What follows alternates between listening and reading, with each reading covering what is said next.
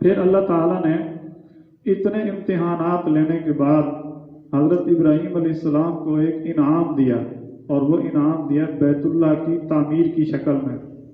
بیت اللہ جب سب سے پہلے زمین پر بنایا گیا، کعبہ اس کو کہتے ہیں، کعبہ کہتے ہیں ابری ہوئی چیز، یہ جو ٹخنے کا یہ ہڈی ہے اس کو بھی کعب کہتے ہیں کیونکہ یہ بھی ابری ہوئی ہے۔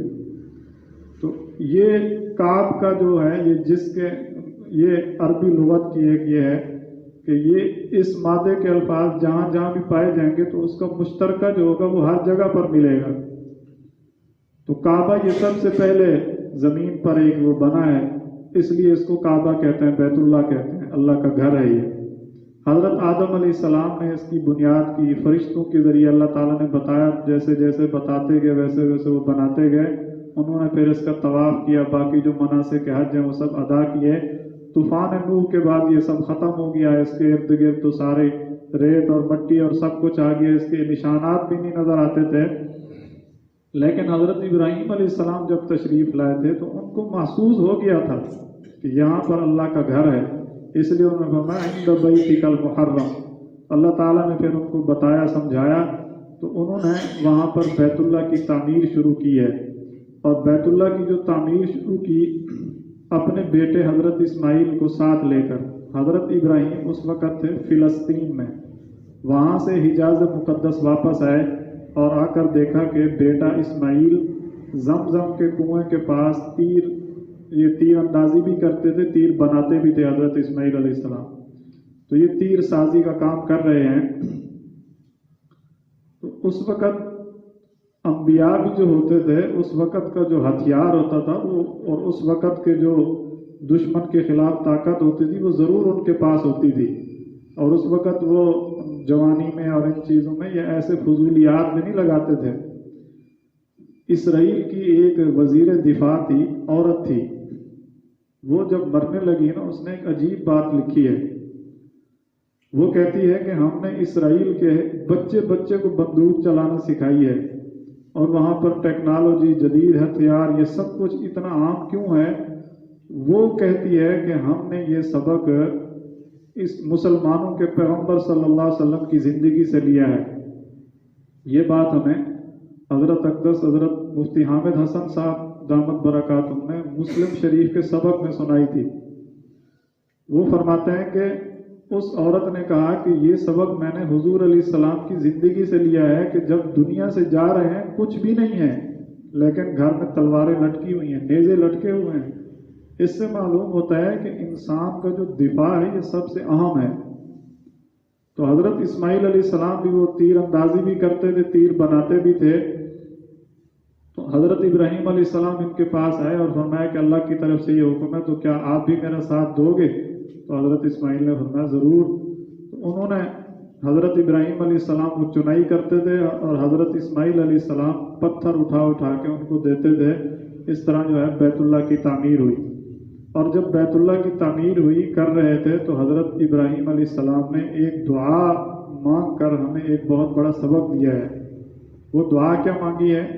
ربنا تقبل منا انک انت السمیع العلیم۔ اے ہمارے رب، آپ اس کو قبول بھی کر لیں، یہ ہم کام تو کر رہے ہیں لیکن آپ اس کو قبول بھی کریں۔ دین کے جس شعبے کے اندر بھی جو کوئی کام کر رہا ہے، اس کی نظر اپنی قابلیت پر اور اپنی محنت پر اپنے اوپر کبھی بھی نہیں جانی چاہیے، بلکہ سب سے زیادہ نظر قبولیت پر ہو۔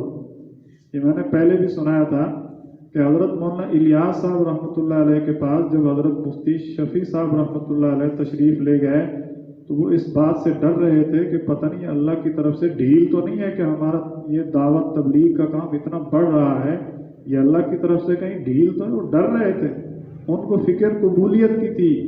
حضرت اقدس حضرت مفتی شفیع صاحب رحمۃ اللہ علیہ نے تسلی دلائی کہ یہ ڈھیل نہیں ہے۔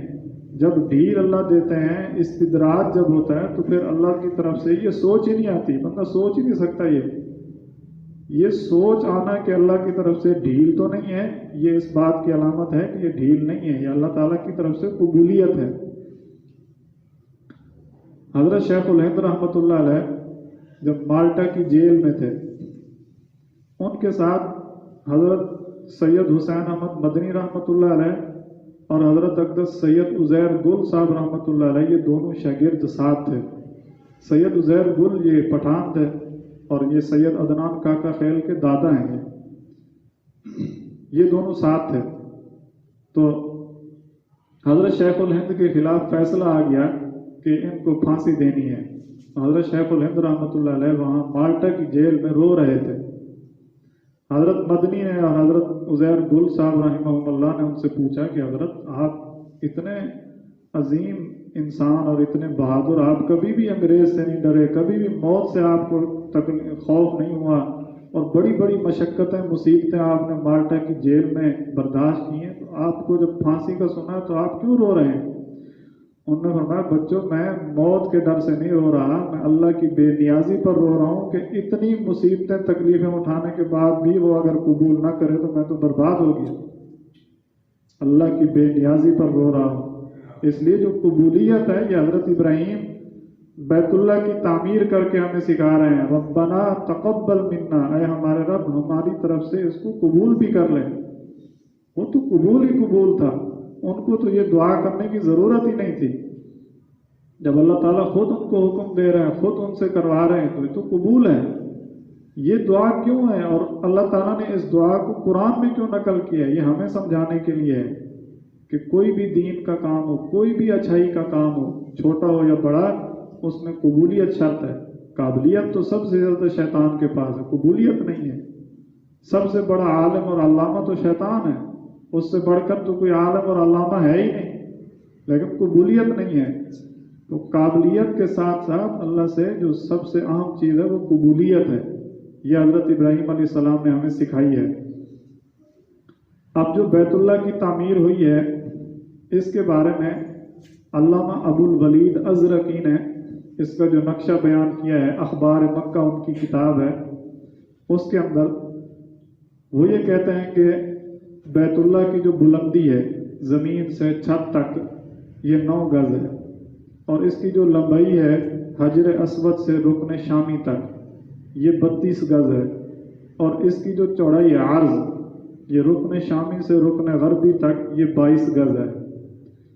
اور بیت اللہ پہلے تو ایسے ہی سادہ تھا، لیکن بعد میں اللہ کے گھر کو خوبصورت بنانے کے لیے لوگوں نے پھر اس کو خوبصورت بنانے کی بھی فکر کی اور اپنا مال اس پر لگایا. تو حضرت عبداللہ بن زبیر رضی اللہ عنہما نے کعبے کے ستونوں پر سونے کے جو پتر ہیں وہ ان کے اوپر چڑھوائے. پھر عبد الملک بن مروان نے 36,000 اشرفیاں بھیجی. پھر مامون الرشید یا امین الرشید ان دو میں سے ایک ہے، اس نے بھی تقریباً 18,000 اشرفیاں اس کے لیے بھیجی کہ بیت اللہ کے دروازے، ان کی چوکھٹ، وہ سب کچھ جو ہے وہ سونے کا بن گیا. اللہ کے گھر کو تو سیم و زر کی نقش آرائیوں کے محتاج ہی نہیں ہے کہ وہ اس کو نقش آرا کیا جائے، اس کو آراستہ کیا جائے، لیکن یہ اللہ کے بندوں کی ایک چاہت تھی کہ اللہ کا گھر خوبصورت لگنا چاہیے. ورنہ آفتاب پر تو سونا چڑھانے کی ضرورت نہیں ہے، وہ تو خود ہی چمکتا ہوا ہے، چمک رہا ہے.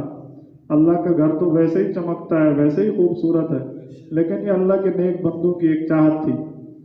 پھر بیت اللہ پر پردہ چڑھانے کی بھی ایک وہ آج تک بھی چل رہی ہے. تو سب سے پہلے جو پردہ بیت اللہ پر چڑھایا تھا وہ حمیر کا بادشاہ اسعد طبع تھا. یہ جو پہلے عرب کے علاقے تھے ان کے بادشاہوں کے لقب ہوا کرتے تھے. فرعون، یہ مصر کے بادشاہ کا لقب، نام کوئی بھی ہوتا تھا اس کا لقب فرعون ہوتا تھا. اور حمیر وغیرہ ان علاقوں کے بادشاہ کا لقب طبع ہوتا تھا. یہ قرآن میں بھی ام خیر ام قوم طبع یہ الفاظ آتے ہیں. اور وہ جو حضرت ابو ایوب انصاری کا گھر تھا جہاں حضور علیہ السلام آ کر ٹھہرے تھے مکہ سے مدینہ کی طرف ہجرت کر کے، وہ بھی شاہ طبع نے بنوایا تھا، یعنی وہ حضور کا اپنا ہی گھر تھا. یہ تفصیل بعد میں آئے گی. تو یہ جو حمیر کا بادشاہ اسعد طبع تھا، اس نے سب سے پہلے بیت اللہ پر پردہ چڑھایا، اور وہ یمن سے بنی ہوئی خاص قسم کی چادر ہوتی ہے یمن کی، جس کو برد یمانی کہتے ہیں، وہ اس نے بیت اللہ پر چڑھائی تھی. پھر اس کے بعد हुजूर अलैहिस्सलाम के जद्द अमजद में एक आते हैं कुसई बिन किलाब, उनके ज़माने में ये होता था कि लोग पैसे इकट्ठे करते थे और उससे वो पर्दा तैयार करते थे और वो बैतुल्लाह पर चढ़ाया जाता था। यहाँ पर अल्लामा अज़रकी ने अखबार मक्का में एक रिवायत नकल की है। वो रिवायत ये है कि एक यमनी चादर या यमनी पर्दा वो हुजूर अलैहिस्सलाम ने भी बैतुल्लाह पर चढ़ाया है, लेकिन ये रिवायत दुरुस्त नहीं है, इसलिए कि इस रिवायत का एक रावी है वाक़दी। वाक़दी की रिवायत ग़ज़वात में तो उलमा ले लेते हैं, लेकिन बाकी जगहों पर इसकी रिवायत काबिल कबूल नहीं है। लेकिन फिर भी हज़रत उमर रज़ी अल्लाह ताला अन्हु ने इस पर कुबाती का पर्दा जो मिस्र में तैयार होता है वो बैतुल्लाह पर चढ़ाया था। और बनु उमैया ने दीबा, ये एक रेशम की किस्म है, इसका पर्दा चढ़ाया। मामून और रशीद हर साल 3 पर्दे बैतुल्लाह पर चढ़ाया करता था। एक हज के ज़माने में दीबाए अहमर सुर्ख रंग का होता था, वो चढ़ाता था, और फिर दूसरा रजब के महीने में कुबाती ये नाम का होता था, वो चढ़ाता था, और तीसरा ईद उल फित्र में दीबाए अबियज यानी सफ़ेद वो रेशम का एक वो होता था पर्दा या चादर, वो बैतुल्लाह पर वो चढ़ाया करता था।